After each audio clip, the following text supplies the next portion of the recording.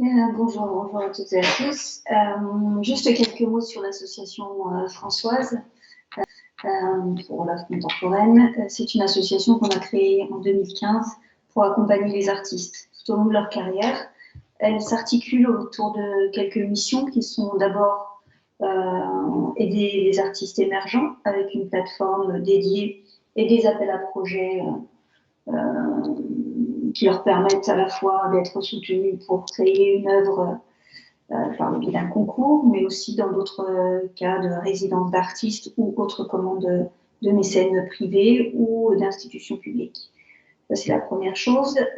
L'association Françoise aussi propose des résidences d'artistes à destination de tous les artistes, et donc là, ça, sans limite d'âge ou de formation,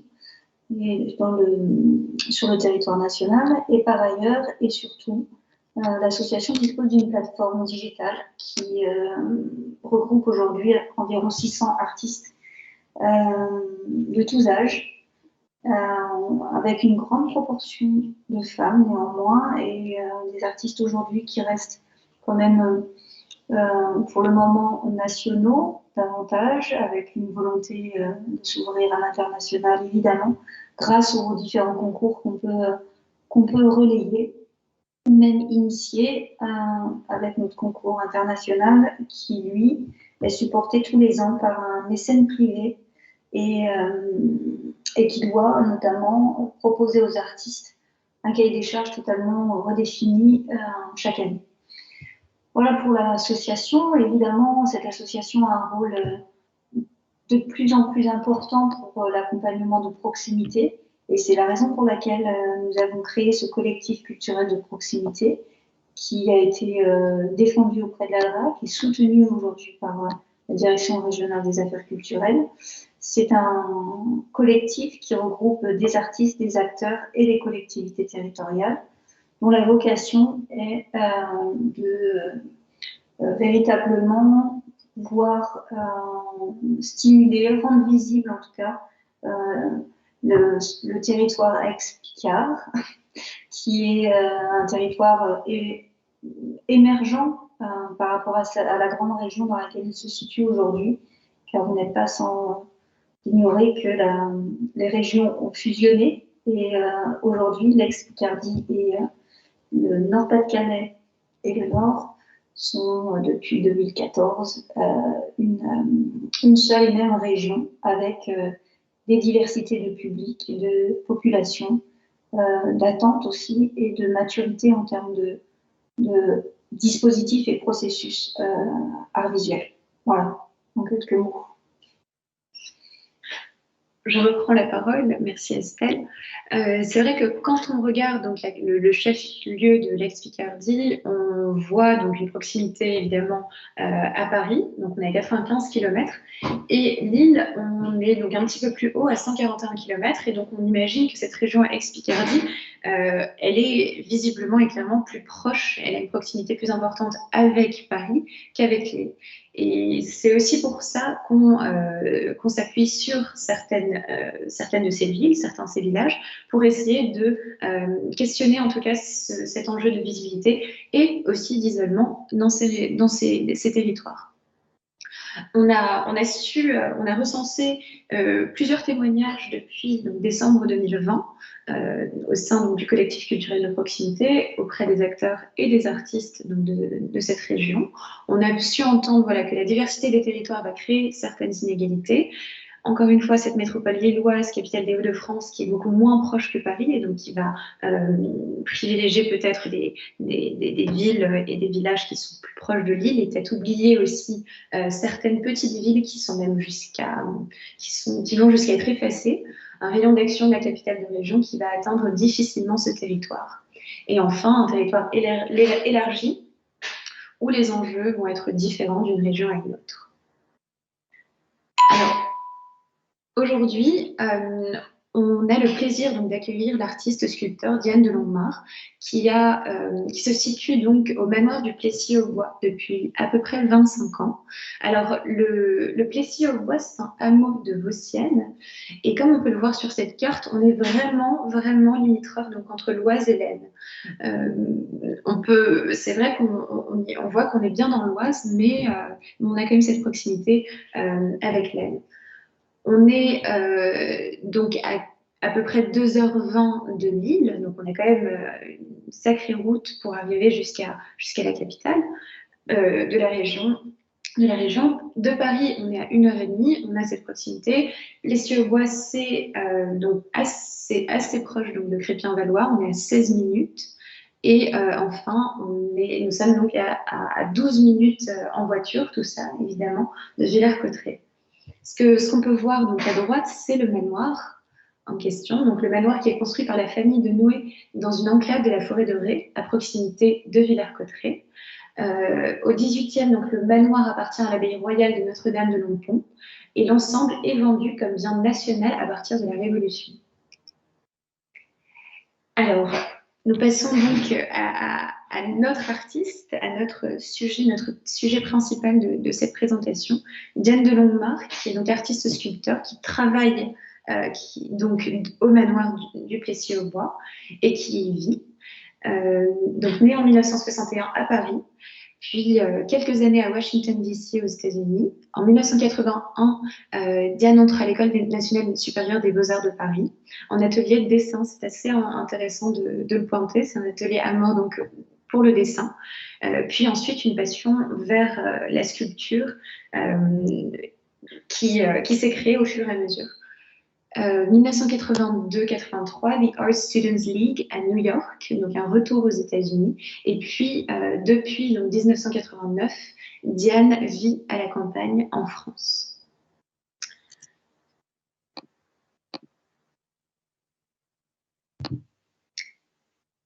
J'aimerais donner donc la parole à Diane. Si vous pouvez réactiver votre micro, car on ne vous entend pas. Normalement, oui, c'est bon. Très bien. C'est très bien. Donc, pour expliquer à nos invités, Diane ne pourra pas utiliser sa caméra. La caméra ne marche pas, donc c'est pas grave, on entendra votre voix. On pourra échanger avec vous sans problème et je me chargerai donc de la présentation. Merci beaucoup. Alors, c'est vous qui me posez les questions. Alors, je vais commencer, en fait, je vais montrer la présentation et vous allez la présenter, donc vous présenter votre parcours. J'ai juste besoin de repartager mon écran. Est-ce que vous voyez bien? Très bien. On vous écoute, Diane. Alors, donc là, l'introduction est parfaite, j'ai rien à dire. De plus, donc là, cette photo que vous voyez, j'étais encore aux Beaux-Arts, en fait, à l'époque. Enfin, je venais de quitter, enfin, j'étais juste en train de quitter les Beaux-Arts, à vrai dire, quand j'étais installée là dans un petit atelier de fortune, dans une dépendance donc d'une maison, sur un jardin. À l'époque, je démarrais, donc je tâtonnais, j'apprenais les métiers de la sculpture, qui sont divers et complexes et très techniques. Donc j'ai, après les Beaux-Arts, été dans de nombreux ateliers qui m'ont appris les techniques, le moulage, tout ce qui concerne donc les différentes façons de sculpter. Ça, c'est donc un deuxième atelier que j'ai dû quitter le premier assez rapidement. Je suis en fait là dans un garage aveugle, donc c'était pas idéal, mais mieux que rien. Et ce que vous voyez sur la photo, c'est déjà ce qui deviendra mon travail sur les années à venir. Là, c'est des petites choses en tuffeau, une pierre de la Loire. Alors voilà, donc là j'arrive en Anjou, chez mes parents en fait, qui m'ont donc laissé m'installer dans une grange. Et là j'ai commencé à travailler donc d'une part le tuffeau, beaucoup le granit et le marbre. Et de là, enfin, ensuite et parallèlement, à vrai dire, le bois, qui est devenu ma matière principale pendant 20 ans. Donc, c'est toujours un travail de taille, et ça l'est toujours et toujours encore aujourd'hui. Vous pouvez passer la photo suivante où on voit l'atelier. Donc là, c'est le début de l'atelier. J'avoue que ces photos ne montrent pas bien ce que je fais, mais bon, ça donne une idée de l'espace, qui était encore une grange, pas vraiment prévue comme atelier d'artiste. Il y avait toujours des problèmes de lumière, et mon premier problème a toujours été celui de l'accès. C'est ce qui m'a fait bouger indéfiniment. L'accès et pour le transport, et de manière générale, l'accès aux ateliers a été définitivement un problème majeur. Là, vous pouvez tourner la page. Oui, alors sur la photo de droite, on voit les premières sculptures en bois qui correspondent à ce que j'ai fait par la suite. Ça a duré des années, ce sujet de l'homme sur le mur, une forme humaine attachée à un mur. Et donc là, vous avez des sculptures qui font environ 1,50 m de haut. Sur la photo en fait de droite, on voit les mêmes sujets en marbre fond dans la porte. J'avais commencé à faire ça en marbre, et pour des raisons techniques, j'ai abandonné parce que le marbre est très coûteux et pèse extrêmement lourd, bien plus lourd encore que le bois. Et donc j'ai abandonné le marbre. Voilà. Oui, alors là, c'est un tout petit peu pour rire, la photo, la camionnette. J'ai parcouru la France et l'Italie avec cette petite camionnette, avec toutes sortes de choses dedans. Et donc à droite, on commence à comprendre un peu ce que je cherche à faire. J'ai réalisé ce travail ensuite dans des dimensions bien plus grandes. Et là, c'était déjà un peu un début. Et on est toujours dans le même atelier, donc qui m'a permis de développer cette idée. Et Diane, où allez-vous récupérer vos matériaux? En Italie, pour le marbre, j'allais à Carrare chercher des. J'étais avec ma 4L en Italie, là. Après, je me suis fait quand même livrer, mais j'ai quand même fait plusieurs fois le voyage en 4L. Mais c'était aussi une bonne occasion d'aller en Italie. De voyager. Pour le marbre et le granit, c'était donc dans des carrières. Hein. Le granit, c'était en Bretagne ou dans le Cotentin. J'allais tout le temps dans des carrières chercher là où il y avait. Alors pour le schiste, j'étais dedans, comme vous pouvez voir sur la photo. Je suis sur une cour en schiste. Enfin, vous le voyez peut-être pas, mais on est sur un rocher. L'Anjou dans lequel j'ai vécu, c'est l'Anjou au nord du nord. Et là, c'est un monde de schiste. Donc, c'est pour ça que j'ai également fait, parallèlement à mes sculptures, des tables sur cette même idée de l'homme et du mur. Mais les plateaux étaient donc en schiste. Et pour ce qui est des arbres, les arbres, bien, j'allais soit dans les scieries pour les petits diamètres, soit je faisais savoir que je cherchais des très gros diamètres par la suite. Donc 1 mètre, 1,20 m de diamètre. Et là, ça se savait et on m'appelait. Et c'était des arbres de parc privés ou de champs. Enfin, c'est pas des arbres de forêt dans ces dimensions-là. Mais j'ai jamais eu de problème pour trouver du bois. On est en France quand même, c'est un pays boisé. Alors voilà, là je déménage donc sur les bords de la Seine pour des raisons personnelles. Là, je me marie et donc voilà, je change de lieu. Et là, je croyais avoir trouvé le bon endroit. Très bel atelier pour le coup, avec une belle lumière, mais qui s'est à nouveau révélé quelques années plus tard, encore avec des difficultés de transport. J'ai donc pu quand même faire venir des très gros arbres, là, parce que ce sont des billes de bois qui rentrent dans l'atelier, qu'on coupe sur place. Donc c'est des arbres, quoi. Et là, bon, j'ai défoncé complètement l'espace de vie où nous étions. J'ai assez vite compris qu'il fallait partir. Enfin, je suis quand même restée là 6 ans. À l'époque de cet atelier-là, j'avais énormément de commandes et d'expositions de tables. Donc le travail de la table permis de rester là plus longtemps. Les tables sont dans des dimensions évidemment plus simples.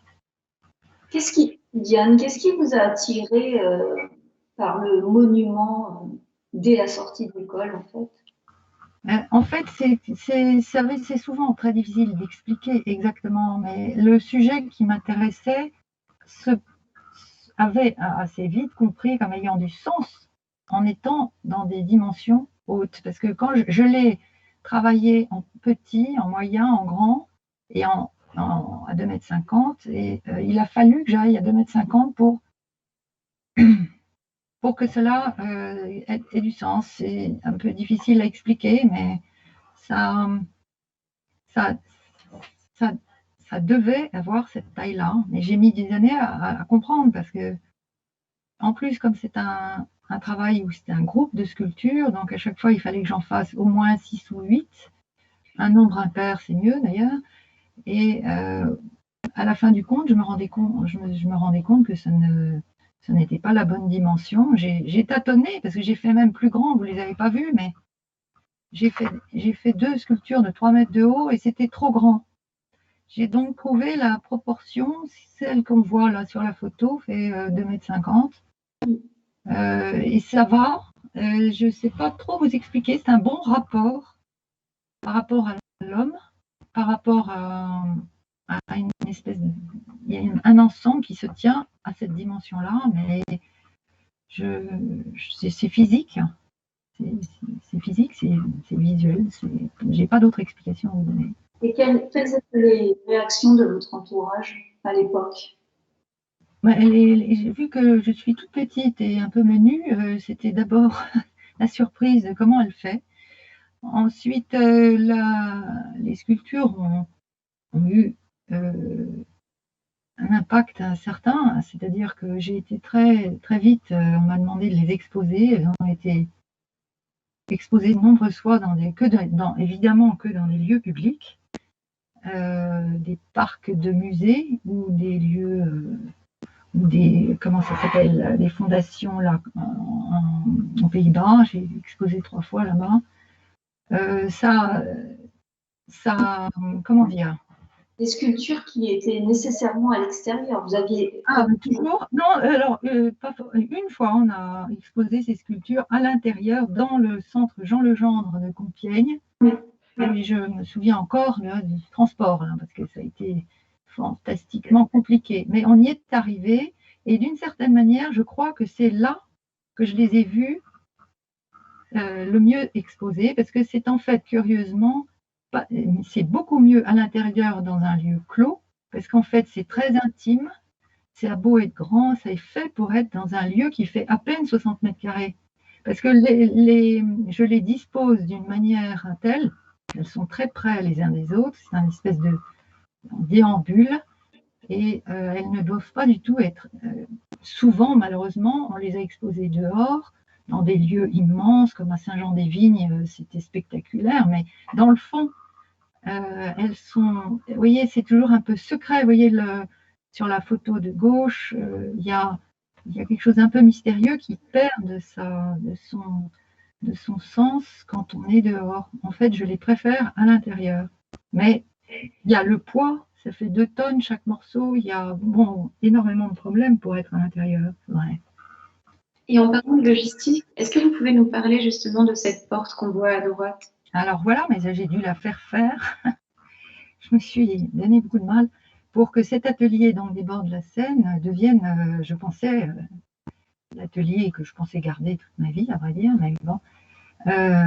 C'est donc une porte que j'ai fait faire et qui glisse, qui ne s'ouvre pas, qui est donc assez idéale et était vitrée. Donc c'était une porte d'atelier tout à fait rêvée pour un artiste. Et voilà. Donc en fait, vous adaptez l'architecture ou le lieu où vous vous situez? Là, en l'occurrence, là, oui. L'atelier d'Anjou également, j'avais dû faire une sorte de, façon, comment dire, pour rentrer dans l'atelier, il a fallu faire une pente, parce qu'il y avait une grosse marche, en fait. Bon. Oui, à chaque fois, il y a des travaux, il y a des dalles de pierre, il y a des sols, il y a des lumières, il y a des éclairages. C'est forcément la première chose qu'il faut mettre en place quand l'atelier n'est pas un lieu qui est prévu pour ça. Là encore, c'était une ancienne grange qui n'avait rien de... Enfin, qui était sombre. Oui, là, vous n'aviez pas de problème d'accessibilité. Eh ben, en fait, si. Vous voyez, ben là, on ne voit pas, mais devant, c'est de l'herbe. Et comme vous le savez, j'aime les jardins. Donc, ce qui est en photo est devenu un très joli jardin. Et il a été 3 fois de suite bousillé par des gros camions. Donc, on a compris qu'il fallait s'en aller. Voilà. On est un peu fou, mais pas à ce On point. peut revenir sur votre passion des jardins, ne vous inquiétez pas. Ici, c'est très explicite. C'est vraiment la photo qu'il faut montrer quand il s'agit d'installation et d'installation par rapport à ce type de travail. Donc là, c'est un départ pour une exposition. Ça vous donne une idée de l'ampleur du problème. Donc là, le Plessis au bois s'est révélé idéal, en quelque sorte, pour justement l'accès grumier, c'est-à-dire quand les arbres arrivent et quand les sculptures partent ou ont besoin d'être transportées. La cour le permet, les ouvertures sont larges, il y a de la place. Et en fait, il me fallait un endroit très très vaste. Ça aurait pu être un entrepôt de banlieue très bien, mais là, bon, voilà, on a choisi d'associer à l'atelier un monument historique, donc c'était un peu particulier. Mais ça ne pouvait pas être en banlieue, ça. Voilà, donc c'est pour ça.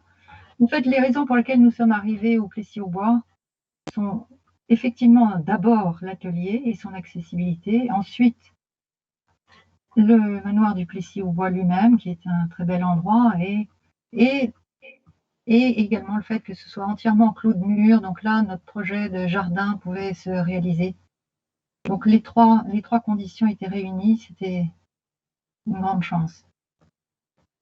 Et c'est pour ça que j'y suis toujours. Et voilà mon atelier. Donc cette photo date en fait, c'est sans doute une photo des années 2000, 2005, parce que je vois il y a beaucoup de choses qui n'y sont pas. Donc après avoir fait ces grandes sculptures en bois qu'on ne voit pas bien sur cette photo, j'ai entamé une très très grande, très longue série de têtes. Là, elles sont monumentales, elles font 2 mètres ou 1,80 m, mais j'ai réalisé énormément de petites sculptures également sur ce sujet-là.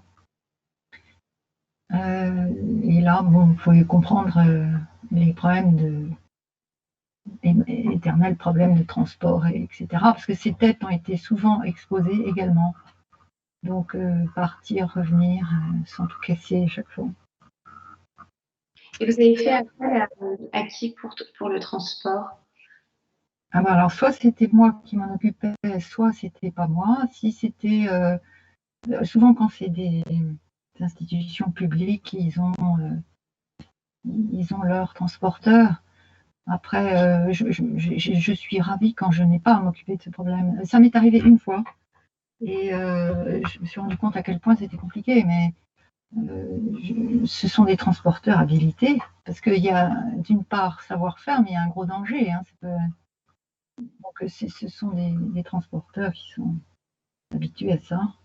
En même temps, c'est pas trop fragile, au moins c'est l'avantage du bois. Mais une sculpture fait très vite. La densité du bois est très lourde, enfin c'est très, très dense le bois, donc c'est très lourd une pièce de bois comme ça. C'est pour ça que j'ai dû mettre au point justement une résine, parce qu'on m'a quand même demandé, et j'ai quand même vendu des pièces de cette taille, mais pas en bois.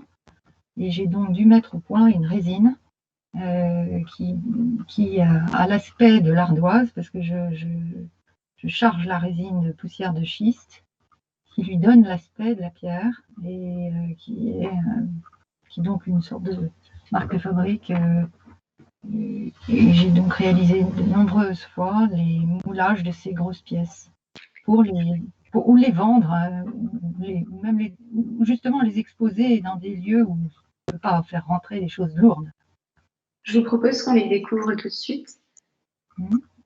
Je vous propose qu'on les découvre. Alors, on a quelques photos. Qu'est-ce que vous avez comme photo des schistes? Oui. Ce sont des photos de votre atelier. Oui, alors ça, c'est très différent. Bon, voilà, ah, d'accord. Donc, bon, on voit essentiellement du bois.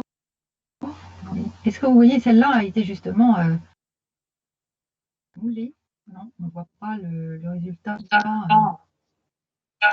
de la tête que vous venez de montrer les petites sculptures qui sont devant, là, en plâtre, ont toutes été donc, ce sont des modèles maintenant, ce qu'on appelle des modèles, c'est-à-dire c'est devenu l'original, étant donné que je n'ai plus les pièces de bois, pour éventuellement refaire des moulages si toutefois on perdait le moule. Et donc là, ce sont des sculptures qui ont été réalisées en bois, qui ont été moulées. Et là, ce qu'on voit, ce sont des tirages en plâtre. Et elles ont toutes été donc tirées en résine et en bronze pour certaines. Aujourd'hui, vous vous confrontez encore au bois de façon monumentale? Non, je ne travaille plus le bois. Du tout, ni monumental, ni de toutes les façons, pour des raisons physiques. J'ai dû abandonner, malheureusement. Donc maintenant, je travaille la terre, je travaille le plâtre, je travaille beaucoup le plâtre direct, et les fils d'alu là qu'on voit. Alors j'ai abandonné les fils d'alu pour des raisons de fragilité extrême. C'était un moment extrêmement réjouissant. J'ai beaucoup aimé travailler le fil d'alu, qui est un alu recuit, comme on dit, c'est-à-dire qu'il est très mou. Donc c'est très facile à travailler et on dessine directement comme ça. J'en ai réalisé beaucoup. Et actuellement, je tente une nouvelle matière qui est la mousse polyuréthane, qui est donc un nouveau matériau que j'essaye de travailler, et c'est en cours. Donc finalement, votre atelier aujourd'hui, tel qu'il est, oui, il n'est plus vraiment, serait plus indispensable à votre pratique. Et voilà, exactement. Je pourrais déménager, mais sauf que je dois déménager les sculptures. Je crois que je suis condamnée. Et de toutes les façons, quelle que soit la suite des événements, je resterai là pour toutes sortes de raisons, et entre autres parce que justement l'atelier convient aux sculptures que j'expose encore, et que donc il faut de toutes les façons les déménager. Et même si aujourd'hui, comme vous voyez sur la photo, je fais aussi des toutes petites sculptures qui sont réalisées en terre pour la plupart. Et donc, elles sont toutes éditées en bronze. Et là, je les expose évidemment souvent. Et c'est les nouvelles. Par rapport à votre pratique, le fait de changer de matériaux aussi révèle une œuvre bien différente des oui. œuvres monumentales qui pouvaient être côté mur. Et ça, c'est quelque chose de très juste comme remarque, parce que le matériau vous fait aller dans une direction qui est très différente en fonction du matériau. Vous allez vers quelque chose c'est le matériau vous entraîne. On dit toujours que c'est le pinceau qui décide. Mais par exemple, les fils d'alu, je me suis mise à dessiner des personnages qui dansent et qui bougent, alors que j'étais dans le statique, toujours très lourd et très massif, et sans pouvoir vous expliquer pourquoi, à part le fait que le fil d'alu m'a permis de le faire. Là, les petites que vous voyez sur cette photo, c'est un sujet sur lequel je travaille encore, qui sont je les appelle les premiers pas, sont des petits enfants qui sont encore pas très sûrs de leur équilibre. Et je travaille sur ce sujet depuis quelques années maintenant. Bon, là, c'est la terre. Alors, la terre, je la travaille comme une matière dure parce que je la taille. J'attends qu'elle sèche presque, et je la travaille pas comme un modelage. Donc, c'est pourquoi elles ont des pans coupés parce qu'elles sont taillées, en fait. Je travaille toujours d'une certaine manière dans un geste sans repentir. C'est la même chose pour le dessin. J'utilise des matériaux qui ne permettent pas de revenir. Alors voilà, là vous voyez une encre, l'encre de Chine. Donc quand vous avez tracé le trait, vous ne pouvez pas revenir dessus. Donc c'est un peu comme la taille, quand vous avez enlevé vous l'avez enlevé, quoi. Et c'est comme taillé, en quelque sorte, sauf que c'est un dessin, si vous voulez, c'est pas, il n'y a pas de gomme, quoi. Et c'est un mode de fonctionnement qui me convient. Voilà. Là, l'atelier n'est pas très explicite parce que c'est beaucoup de choses mélangées, mais on peut voir que c'est également une très grande pièce. Je me suis tout simplement installée dans la plus grande pièce de la maison, voilà, qui est au premier étage et qui m'a permis de faire des grands dessins. Et là, pour le coup, j'ai pas de problème. Je ne parle pas du problème de transport. Ça reste des dessins. Et voilà. Vous avez beaucoup moins de problèmes de transport aujourd'hui par rapport à vos pratiques. Oui, beaucoup moins. Mais sauf si comment vous créez votre relation commerciale? Vous travaillez sur commande pour le dessin? Alors, ça dépend. Bien sûr, je travaille sur commande. J'ai beaucoup de commandes des petites. C'est-à-dire que les petites sculptures sont. J'ai des commandes de bronze. J'ai des commandes de portraits. Ça en permanence. Je travaille beaucoup le portrait. Hein, mais ça, c'est un travail bien précis et particulier qui est un peu, je dirais, parallèlement au reste.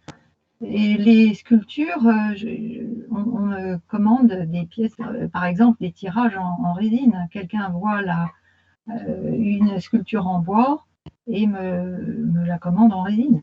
Après, j'ai eu des commandes publiques, j'en ai eu, pour tout vous dire, une qui est arrivée jusqu'au bout, où j'ai dû faire 3 têtes justement sur le sujet des très grosses têtes. Là, hein. Et là, ça a été... j'ai été très soutenue par la DRAC aussi, qui m'a beaucoup financé des projets de litho, justement, quand j'ai mis au point ma technique de résine, avec la poudre de schiste, j'ai été à l'époque très soutenue par la DRAC, qui m'a aidé au financement de la mise en place de ce projet. C'est-à-dire mouler une très grosse tête, ça coûte très cher, tout ça c'est toujours très coûteux. Et j'ai été très soutenue par les institutions publiques de la Picardie. Depuis que la Picardie est devenue les Hauts-de-France, on a l'impression qu'on a totalement disparu de la carte, malheureusement. Mais j'ai très bien connu les différents directeurs de DRAC et des délégués arts plastiques jusqu'à ce qu'on soit à Lille. Là, malheureusement, Lille ne sait pas où écrire en Valois. Et aujourd'hui, vous n'avez plus, depuis quelques années, vous ne présentez plus de dossier d'aide à la création En fait, c'est plutôt quand je n'ai plus 20 ans, j'ai été très soutenue, très aidée. Je trouve que c'est quelque chose qu'on fait quand on est jeune, hein, qu'on a besoin de voir si ce qu'on propose je veux dire, est compris ou vu ou même justement supporté, enfin supporté dans le sens anglais, soutenu. Et maintenant, je suis seule sur mon radeau et j'y arrive. Je veux dire, je ne ressens pas le besoin. En fait, je ne ressens pas le besoin d'aller vers les institutions, sauf alors si on me demande évidemment, si on fait une commande. Mais je travaille beaucoup par moi-même. L'ordre de la transmission, Diane, je pensais, c'est très spontané comme réflexion, mais par rapport à votre processus créatif, aux différentes œuvres qu'on a pu découvrir, du dessin, des sculptures monumentales aux sculptures de taille plus...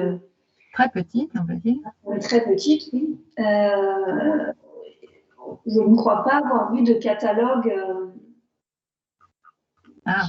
qui présente l'ensemble de votre œuvre. Non. Oui, des années.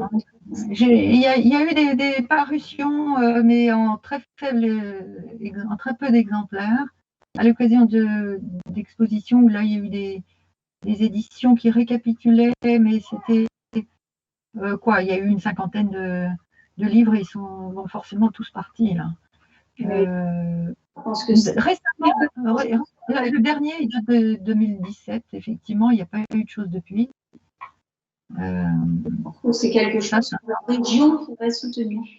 Ah oui, alors ça serait vraiment bien, en effet. C'est vraiment une œuvre de mémoire, en fait. Oui, je suis d'accord. Alors, vous savez, maintenant, avec l'Internet et les écrans et tout ce qui bouge, on a l'impression que le papier est moins Non, c'est trompé. Oui, mais en fait, on est toujours content d'avoir un catalogue. Bah, écoutez, j'écoute avec attention, je reviendrai vous voir. On pourrait monter quelque chose. Mais il faut des bonnes photos, voilà. Oui. Ouais. A priori, il y a matière à faire de belles photos. Il y a de quoi, oui. Mais il y a beaucoup de sculptures qui ne sont plus là, mais enfin, il y a encore toutes celles qui sont là. Alors là, ce qu'on voit, c'est les jardins. Donc, je peux parler des jardins ou c'est pas le sujet? Si, parce que en fait, oui, ce que je voulais simplement dire, c'est que l'atelier était donc une des conditions de notre arrivée, mais comment dire, tout est lié. La création du jardin, la restauration du manoir du Plessis au bois et comment dire, l'implantation dans le Valois, auquel je tiens beaucoup aujourd'hui. Je me rends compte à quel point nous devons tous, les acteurs artistiques et autres, nous manifester pour essayer de faire valoir ce pays magnifique. Et avec les moyens qu'on a, plus ou moins importants, ouvrir. Alors, c'est ouvert au public, bien sûr.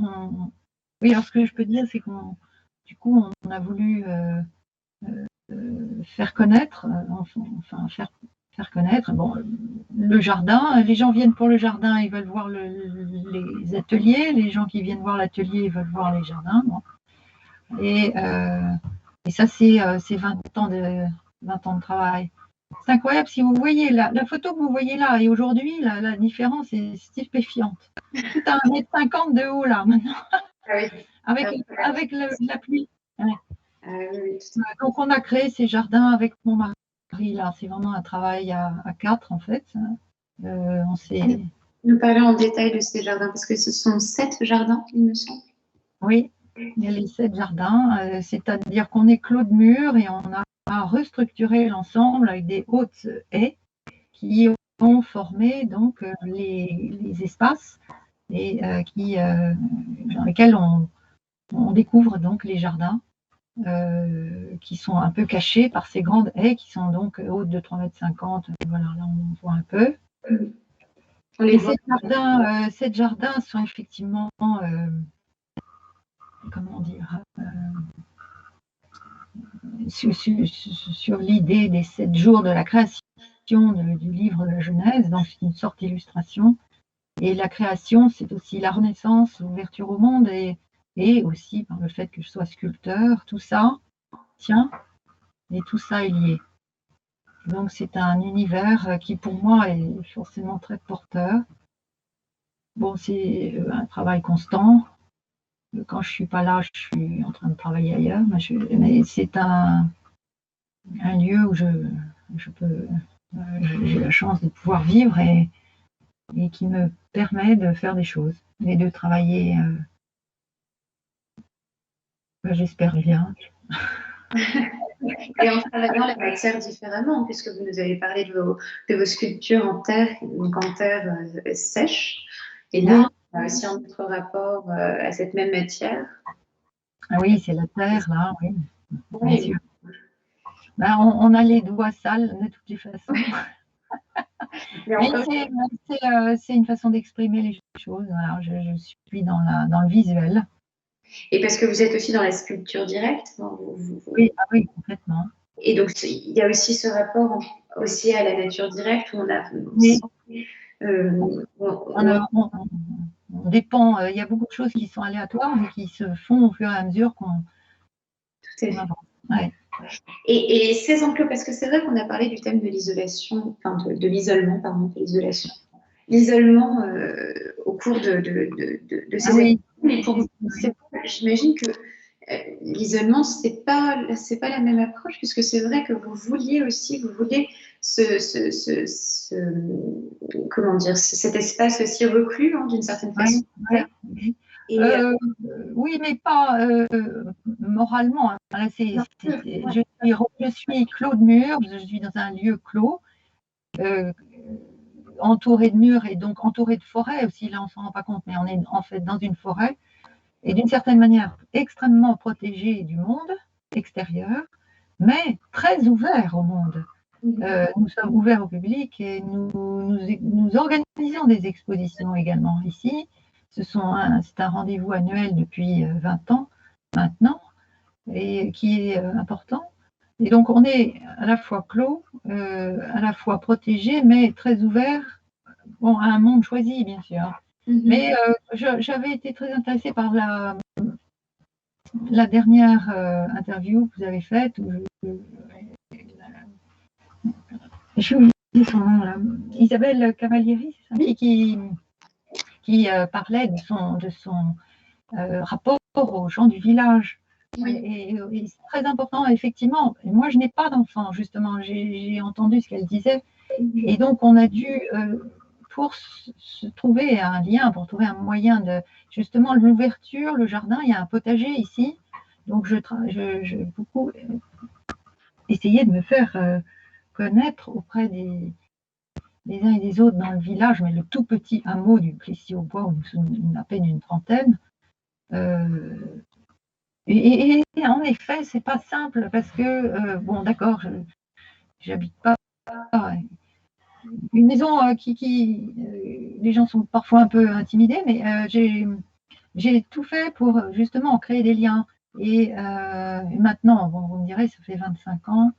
Je connais tout le monde, bien sûr, et les gens ne s'intéressent pas forcément du tout à mon travail ou à quoi que ce soit, mais on a tissé des liens et c'est très important. Après, le combat, je dirais, pour faire valoir ou protéger le Valois d'un urbanisme, vu qu'on est vraiment tout près de Paris, qui pourrait détruire cette région si belle. Je ne suis pas sûre d'être suivie sur ce point-là, mais bon, c'est pas grave. Il y a d'autres personnes. Mais la proximité très proche du Plessis-aux-Bois, j'ai effectivement trouvé important qu'on se connaisse, quoi. Bon, enfin, c'est très superficiel, mais ça reste important. Est-ce que vous considérez que Paris est une menace une énorme menace. Ce n'est qu'une menace.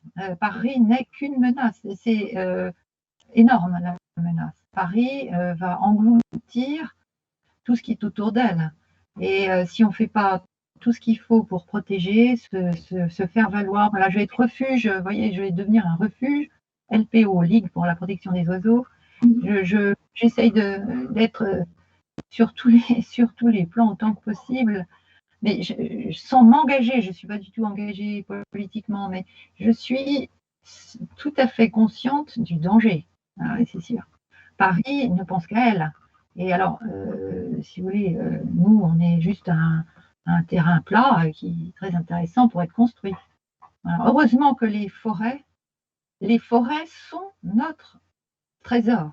Notre bouclier et notre protection est fantastiquement important de les protéger, très important. Et voilà, après Villers-Cotterêts, ce qui se passe à Villers-Cotterêts est une chance fantastique. Mais voilà. Alors effectivement, comme vous disiez, je suis frontalière, je suis assise sur la frontière, et ce qui est très inconfortable, hein, parce qu'on n'est ni à gauche ni à droite, quand on est beaucoup plus près de ce qui se passe dans l'Aisne, je suis beaucoup dans l'Aisne en fait, mais quand j'ai besoin de... Enfin, bref, les gens de l'Aisne me disent que je suis dans l'Oise, et les gens de l'Oise me disent que je suis pas beaucoup par loin, à l'Est. Je suis dans un no man's land complet. Bon, quand je suis arrivée, on m'avait prévenu. Hein. On m'avait prévenu, on m'avait dit, et je pense que c'est pour ça que le Plessis-aux-Bois est toujours là d'ailleurs. Il a été préservé, il a presque 1000 ans, Oui, ici au bois. tout à fait. Il est passé à travers les siècles. Et alors, parce que vous dites que vous n'êtes pas donc engagé politiquement, mais vous avez des convictions en tout cas des convictions et des rêves aussi, j'imagine, pour Des passions, oui. des passions. Est-ce que je ne sais pas, est-ce que vous rêveriez de créer quelque chose sur ce territoire ou est-ce que vous rêveriez de changer quelque chose sur ce territoire?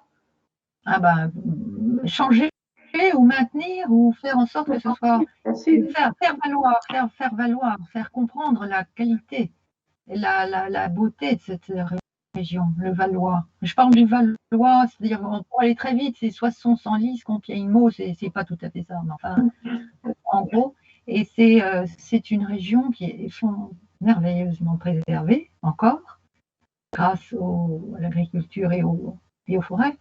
Et la proximité de Paris, évidemment, est un atout parce que c'est facile d'aller à Paris, on y va sans réfléchir. Mais justement, c'est ce qui fait la difficulté. Alors, changer, moi, ce que je voudrais, c'est plutôt faire aller vers une agriculture l'agriculture, les potagers. J'ai essayé de créer tout un projet de maraîchage qui n'a pas abouti malheureusement. Et après, il y a évidemment dans le domaine artistique des tas de choses à faire. Je sais qu'il y a des très beaux projets en cours et qui vont se réaliser, donc je suis très heureuse de ça. Il faut aller dans tous les domaines. Avec la musique, il y a beaucoup de choses aussi. Et il faut soutenir tout ça. Je suis à fond dans tout ça, évidemment. Et je ne suis pas de ceux qui veulent tout stopper et bloquer. Je suis au contraire toujours vers mais avec la crainte, effectivement, qu'il faut avoir une juste mesure, quoi. Alors, parce que j'ai également des chambres d'hôtes ici, je reçois beaucoup de gens, énormément de monde de l'étranger surtout, qui sont totalement incrédules quand ils arrivent, parce pour eux, c'est comme s'ils allaient à Paris. Un Australien, quand il vient chez moi, il se dit qu'il est à Paris, quoi. 1 heure de Paris, pour eux, c'est Paris, quoi. Oui. Et en fait, quand ils arrivent là, ils sont stupéfaits. Et c'est cette stupéfaction qu'il faut maintenir et préserver. Alors, mais en même temps, faire connaître. Donc, c'est ça, c'est rajouter des choses. Et justement, parce que vous nous parlez du public local tout à l'heure, mais est-ce que, quels ont été les premiers retours en fait de ce public local? Est-ce que vous avez initié des projets donc avec les habitants, soit de Vauciennes, du Plessis, de Villars? Oui, alors, écoutez, c'est très modeste, hein, mais un monsieur qui a travaillé ici avec sa grue m'a envoyé pour faire un stage de sculpture. Donc, j'ai eu sa fille pendant 3 semaines, tous les jours. Bon, ça, c'est assez anecdotique. Il ne faut pas rêver non plus. Les gens sont modestes et pas forcément, je veux dire, pas tous l'éducation ou l'envie. Mais c'est plus au niveau des jardins, je dois dire. Au niveau de l'atelier, les gens sont un peu interloqués, quoi, je dirais plutôt qu'autre chose. Mais je ne sens pas. Alors, ça m'est arrivé, bien sûr. Je dirais plus, pas Vauciennes. Vauciennes, c'est trop restreint. Les 30 km alentour, bien sûr, beaucoup de gens sont venus. Ah oui, oui, beaucoup de gens sont venus et sont intéressés. C'est pas commun, en fait, de trouver un sculpteur, une femme. Enfin, je suis dans tous les cases qu'il ne faut pas. Hein. Et